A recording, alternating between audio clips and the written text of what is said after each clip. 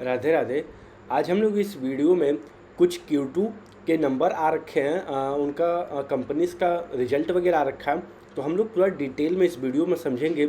ये वीडियो एक तरीके से मान के चलिए, एक हमने सीरीज ऑन कर रखा है गुड और बैड रिजल्ट, यानी जिसका भी रिजल्ट अच्छा रहेगा उसको हम गुड के कैटेगरी में रखेंगे और जिसका रिजल्ट अच्छा नहीं रहेगा उसको हम लोग बैड के कैटेगरी में रखेंगे।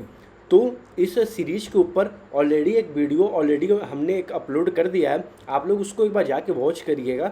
तो वहाँ पे भी कुछ मान के चलिए जो बिज़नेस वगैरह थे उन लोग के Q2 के अपडेट और साथ में Q2 का रिजल्ट वगैरह आ रखा था।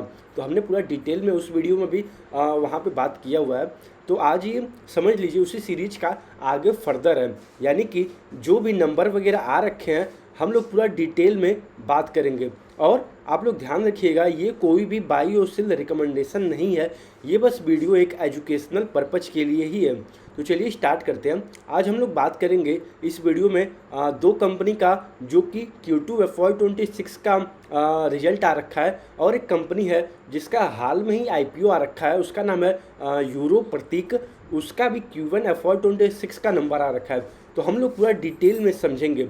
तो चलिए स्टार्ट करते हैं। सबसे पहले अगर हम लोग डीमार्ट का देखें तो फिर आप लोग डीमार्ट का देखोगे तो फिर इस बार Q2 में इन लोग का 15.5% का टॉप लाइन ग्रोथ हुआ है, और साथ में बॉटम लाइन मान के चलिए आई थिंक 4-5% से भी हार्डली कुछ इन लोग का बॉटम लाइन ग्रो हो पा रहा है। आई थिंक 4-5% भी, सॉरी मैं ज़्यादा बोल दिया, आई थिंक यहाँ पे इनका 1% भी नहीं ग्रो हुआ है ईयर ऑन ईयर। अगर आप लोग यहाँ पे चेक करोगे तो फिर 660 करोड़ का टोटल इन लोग का नेट प्रॉफिट था लास्ट ईयर के Q2 FY25 में। और इस बार अगर आप लोग देखोगे इन लोग का Q2 FY26 में तो फिर इन लोग का हार्डली मतलब 685 करोड़ का, यानी कि एक तरीके से मान के चलिए इन लोग का ओवरऑल आई थिंक 25-26 करोड़ का ही बस बॉटम लाइन में ग्रोथ हुआ है। तो फिर आई थिंक ये आधा परसेंट के अराउंड ही मान के चलिए इन लोग का बॉटम लाइन ग्रो हुआ है। और आप लोग अगर देखोगे तो फिर इन लोग का टॉप लाइन 15.5% से ग्रो हुआ है। लेकिन ये जो डीमार्ट था, ये जो पहले 2016, 17, 18 में जो ग्रोथ दिखाता था, उस समय आप लोग को मैं अगर यहाँ पे शो भी कर दूँ तो आप लोग खुद देख सकते हैं। उस समय 2014, 15, 16 मतलब जो डीमार्ट 40, 45, 30%, 35% से ग्रो करता था, वे ग्रोथ रेट बिल्कुल एक तरीके से मान के चलिए गायब हो चुका है। आप लोग खुद देखोगे यहाँ पे कुछ क्वार्टरों से, कुछ सालों से, तो फिर डीमार्ट का आप लोग खुद देखोगे लास्ट मान के चलो 5-6 क्वार्टर्स आप लोग खुद देख सकते हैं, 19% ग्रोथ, 15% ग्रोथ, 18% ग्रोथ, 16-17% का ग्रोथ, 16% का ग्रोथ, 15.5% का ग्रोथ। यानी कि अभी एक तरीके से जो ग्रोथ इंजन रह गया है, जो कंपनी अपने टॉप लाइन में दिखा रही है, वे 15-16% के अराउंड रह गया है। और एज कम्पेयर टू द जो डीमार्ट 2015, 16, 17 में था, जो 30, 35, 40% से ईयर ऑन ईयर ग्रो करता था, वे बस 15.5-16% का रह गया है। तो फिर आप लोग अगर देखोगे तो फिर इन लोग का Q2 FY26 के एंड में टोटल 432 दुकानें हैं। अगर आप लोग इनका थोड़ा सा बिजनेस मॉडल देखोगे ना तो फिर एक तरीके से समझ लीजिए ये लोग एक पूरा एक स्टोर ओपन करते हैं, वहाँ पे खाने पीने का भी सामान, साथ में कपड़े वगैरह का भी सामान और भी अदर प्रोडक्ट वगैरह सेलिंग करते हैं। तो आप लोग अगर देखोगे इस कंपनी का, आप लोग को मैं यहाँ पे दिखा दूँ कि किस कैटेगरी से कितना इन लोग का रेवेन्यू आता है। तो आप लोग अगर देखोगे फूड सेगमेंट से इन लोग का 57% के अराउंड ओवरऑल रेवेन्यू बन के आता है। और अगर आप लोग देखोगे FMCG साइड से तो फिर मान के चलिए 19-20% के अराउंड इन लोग का FMCG साइड से आता है। और अगर आप लोग देखो जो कपड़े वगैरह ये कंपनी बेचती है, वहाँ से अगर आप लोग देखोगे तो फिर आई थिंक यहाँ पर आप लोग देख सकते हैं 23.5% के अराउंड है। आप लोग अगर देखोगे तो फिर इनका मार्जिन इन लोग का ज़्यादा इसलिए नहीं रहेगा, आप लोग खुद देख सकते हैं 6%, 7% के अराउंड इन लोग का EBITDA मार्जिन है, जो कि ऑपरेटिंग प्रॉफिट मार्जिन भी जिसको कहते हैं।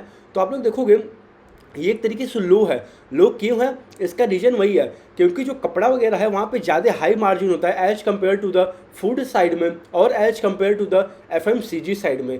तो फिर जो वहाँ पे मार्जिन लो रहता है, और अगर कपड़ा वगैरह का कोई कपड़ा हो गया या फिर कुछ और भी अपैरल में जो भी सेलिंग होता है, वहाँ पे मार्जिन हाई होता है as compare to the FMCG और फूड वगैरह।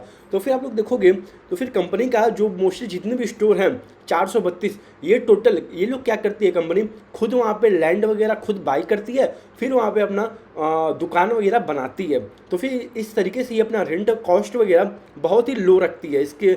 तो फिर इसीलिए आप लोग इनके बैलेंस शीट में भी देखोगे तो फिर आप लोग को इनके बैलेंस शीट में आप लोग अगर फिक्स एसेट्स देखोगे तो फिर यहाँ पे आप लोग को लैंड का आप लोग देखोगे 8,000 करोड़ के ऊपर इन लोग के पास लैंड बैंक है पूरे भारत में। तो फिर आप लोग देखोगे यानी यही मेन कारण है इन लोग का एक तरीके से मान के चलिए स्लो एक्सपेंशन का भी, यानी कि ये कंपनी ज़्यादा फास्ट रेट से अपने स्टोर वगैरह ऐड ऑन नहीं कर पाएगी, क्योंकि ये सारे स्टोर इनके खुद के होते हैं और मोस्टली सारे के सारे कोको मॉडल पे होते हैं, यानी कंपनी ओन्ड कंपनी ऑपरेटेड होते हैं। तो फिर जाहिर सी बात है ये लोग उतने उस तेज़ी से नहीं ग्रो पाएंगे, मतलब अपने स्टोर वगैरह को ग्रो कर पाएंगे as compare to the other players वगैरह। तो आप लोग अगर देखोगे आज के समय में कोई भी दुकान पे जाके खरीदना उतना पसंद नहीं करता है as compare to the mobile app में स्विगी जोमेटो ये सब डाउनलोड करके जेप्टो वगैरह वहाँ से फटाफट घर पे बैठे बैठे मान के चलो आज तो आप लोग देख ही रहे हो कितने मिनट में आ जाते हैं, 10-10 मिनट में मतलब प्रोडक्ट वगैरह डिलीवर हो जाते हैं घर पे।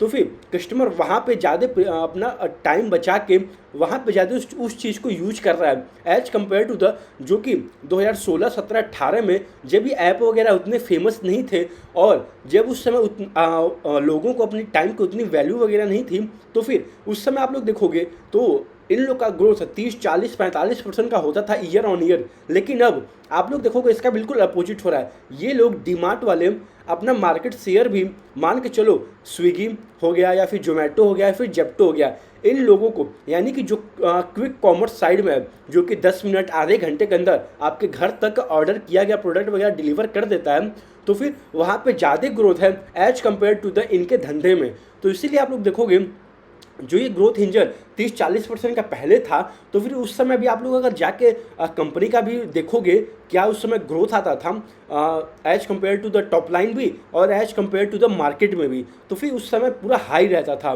लेकिन अब इस समय बिल्कुल अपोजिट है, इनका ग्रोथ वगैरह मान के चलो बस 15-16% का है टॉप लाइन का, और इनके कंपटीशन में भी बहुत सारे तगड़े तगड़े प्लेयर भी आ गए हैं, चाहे जोमेटो ले लो, चाहे स्विगी ले लो, चाहे आप लोग जेप्टो ले लो, फिर और भी देखोगे तो टाटा भी आ चुका है, रिलायंस भी आ चुका है।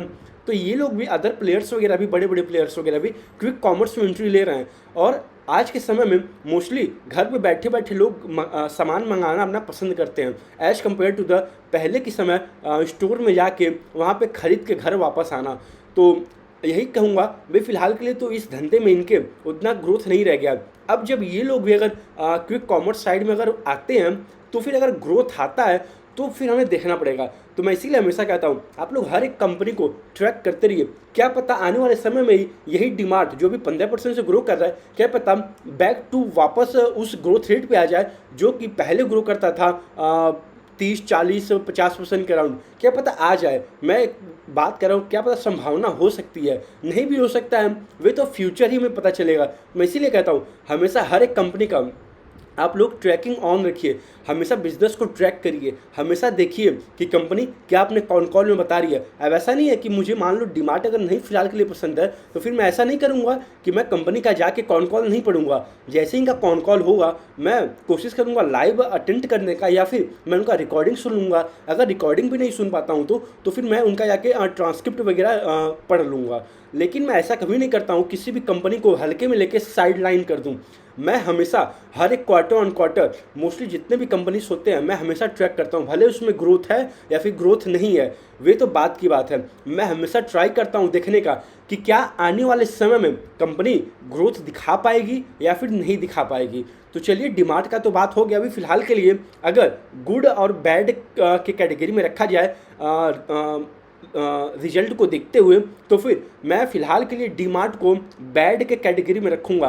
बैड के कैटेगरी में इसको इसलिए रख रहा हूँ क्योंकि ये उस रेट से नहीं ग्रो कर पा रहा है जिस रेट से इसके मार्केट में जो कंपटीशन वाले हैं वे सब ग्रो कर रहे हैं। तो फिर जाहिर सी बात है इसीलिए मैं इसको फिलहाल के लिए बैड के कैटेगरी में रखूँगा। इसका मतलब ये नहीं है कि डीमार्ट ख़राब कंपनी है, मैं बस रिजल्ट को देखते हुए मैं उसके तौर पर बता रहा हूँ कि उसका रिजल्ट को देखते हुए क्या अच्छा है या फिर बुरा है। तो फिर मैं रिजल्ट को देखते हुए बता रहा हूँ मुझे रिजल्ट उतना अच्छा नहीं लगा, इसीलिए मैं डीमार्ट को बैड के कैटेगरी में रख रहा हूँ।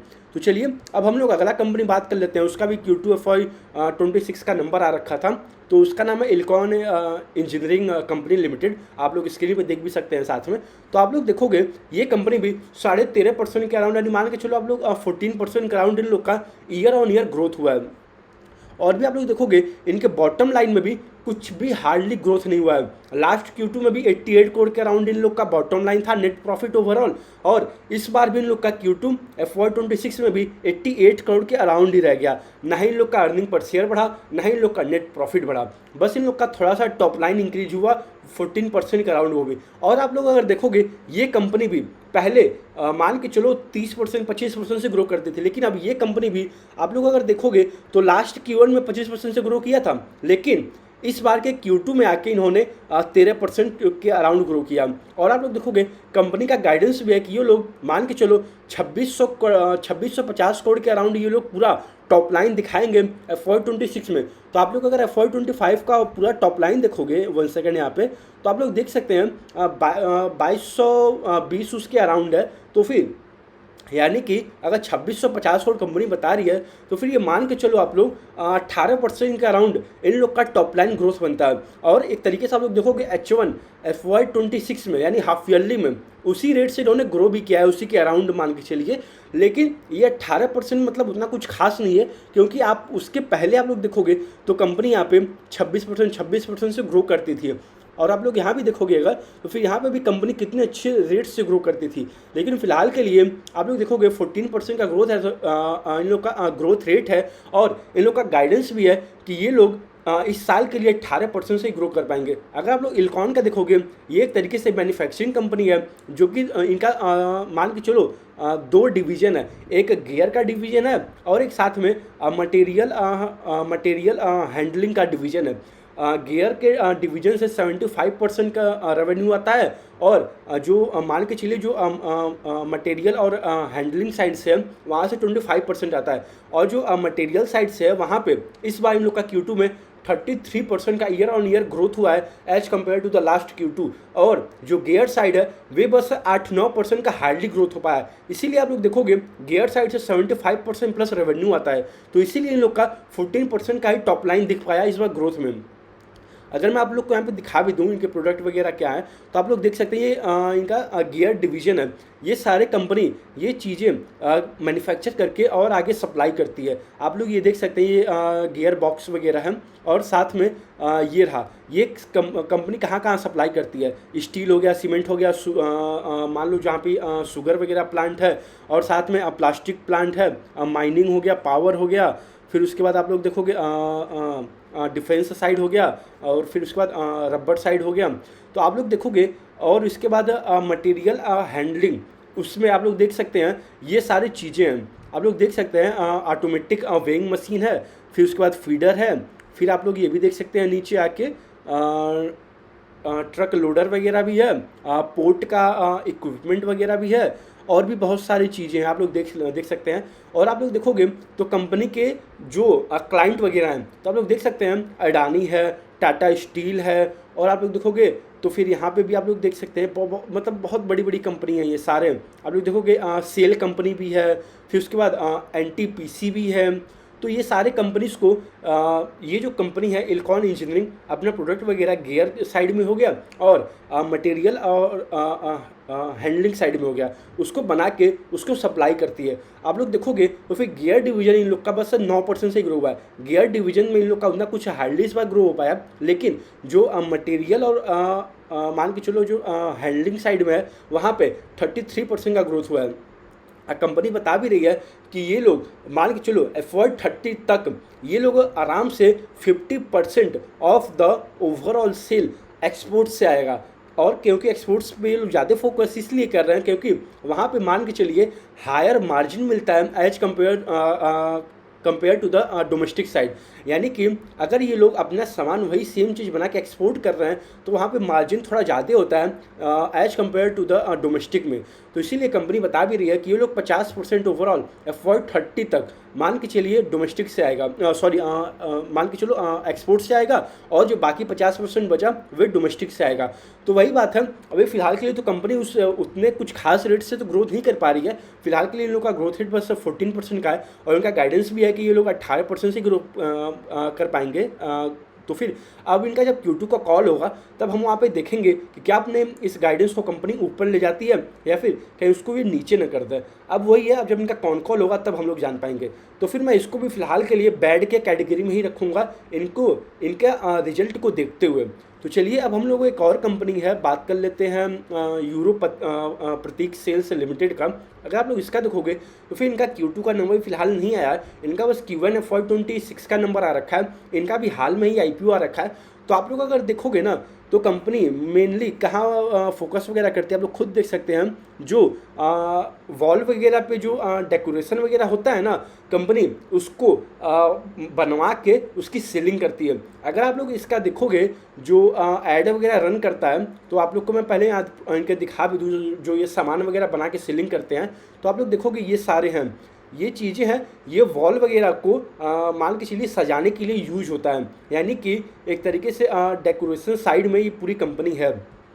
अगर आप लोग इस कंपनी का देखोगे यहाँ पे 1 सेकंड आके, तो फिर मैं आप लोग को यहाँ पे दिखा भी दूँ इसके जो ऐड वगैरह रन करवाते हैं, जिससे ये अपना ऐड वगैरह बनवाते हैं, जिससे ये अपना प्रमोशन वगैरह कराते हैं, वहाँ पे इनके आप लोग देखोगे तो फिर ऋतिक रोशन और साथ में आई थिंक इनके करीना कपूर, ये दोनों लोग इनके प्रमोशंस वगैरह ऐड वगैरह के शूटिंग्स वगैरह करते हैं। तो आप लोग अगर देखोगे तो फिर कंपनी काफ़ी इंटरेस्टिंग है, नो डाउट। लेकिन वही है, इनका जो Q1 का नंबर आ रखा था तो इन्होंने टॉप लाइन को 33% से तो ग्रोथ किया, लेकिन इनका जो बॉटम लाइन था आप लोग देखोगे मार्जिन तो थोड़ा ना ठीक ही ठाक था इन लोग का as compare to the last Q1। इन लोग का इस बार 34% का मार्जिन था, और लास्ट Q1 में इन लोग का 29% का राउंड मार्जिन था। लेकिन इस बार थोड़ा अदर इनकम के आई थिंक उसी के चक्कर में इन लोग का थोड़ा लॉस वगैरह हुआ होगा, मतलब लॉस हो गया इन लोग का यहाँ पे अदर इनकम साइड में। तो अब तो जब कॉल हो पाएगा तब जान पाएंगे। तो आई थिंक इसी की वजह से इन लोग का यहाँ पर अगर आप लोग देखोगे तो बॉटम लाइन एक तरीके से डी ग्रोथ हुआ as compare to the last Q1 FY25। आप लोग अगर देखोगे तो 33% का ओवरऑल इन लोग का टॉप लाइन तो ग्रो किया, लेकिन बॉटम लाइन उस रेट से नहीं ग्रो किया। उस रेट से क्या, किसी भी रेट से नहीं ग्रो किया। इन लोग का बॉटम लाइन डी ग्रोथ हुआ, आई थिंक 35% का राउंड इन लोग का डी ग्रोथ हुआ है बॉटम लाइन भी। और आप लोग देखोगे तो फिर कंपनी काफ़ी इंटरेस्टिंग है, नो डाउट। लेकिन वही है, अब जब इनका कॉल होगा, जब इनका इन्वेस्टर प्रेजेंटेशन आएगा, तभी हम जान पाएंगे कि क्या कंपनी को आगे फर्दर ग्रोथ वगैरह मोमेंटम वगैरह कंटिन्यू रहेगा, और आने वाले समय में क्या मार्जिन रहने वाला है, और क्या ऑपरेटिंग मान के चलो प्रॉफिट वगैरह बनता है, और क्या साथ में इन लोग का नेट प्रॉफिट वगैरह बनता है। तो अब हमें वे फ्यूचर में पता चल पाएगा, जब इनका कॉल वगैरह होगा तभी हम जान पाएंगे। तो चलिए, जैसे इस कंपनी का कॉल वगैरह होता है मैं एक बार और वीडियो बना के आप लोग को इन्फॉर्म कर दूंगा। तो फिलहाल के लिए तो अभी कंपनी का बस मान के चलो यहाँ पे Q1 का बस अभी फिलहाल के लिए इन लोग का नंबर ही आ रखा है। तो अभी इसको भी मैं फिलहाल के लिए बैड के कैटेगरी में रखूँगा। भले इन लोग का मान के चलो जो टॉप लाइन है वे भले ही 33% से ग्रो हुआ, लेकिन इन लोग को ऑपरेटिंग लेवरेज नहीं मिल पाया, इन लोग का नेट प्रॉफिट नहीं मतलब इंक्रीज हुआ। तो अब वही है, अब आने वाले समय में क्या होता है क्या नहीं होता है तो अब हमें आने वाले समय में ही पता चल पाएगा। इसीलिए मैं हमेशा कहता हूँ आप लोग कंपनी ट्रैक करते रहिए, क्या पता कंपनी आके अपना कुछ गाइडेंस वगैरह दे दें, अच्छे तरीके से ग्रो कर पाए। तो फिर वही है, अब तो जब इनका कॉल होगा तभी हम जान पाएंगे। तो फिलहाल के लिए आज जो जितनी भी हमने 3 कंपनी का बात किया हुआ है, जितना भी नंबर आ रखा था, तो फिर तीनों को मैं आज के फिलहाल के लिए इस वीडियो में अब बैड के कैटेगरी में ही रखूँगा उनका रिजल्ट को देखते हुए। तो चलिए इस वीडियो को मैं यहीं तक रखता हूँ। ध्यान रखिएगा, ये कोई भी बायो सेल रिकमेंडेशन बिल्कुल भी नहीं था, ये बस एक एजुकेशनल पर्पज़ के लिए था। चलिए इस वीडियो को यहीं तक रखते हैं। राधे राधे।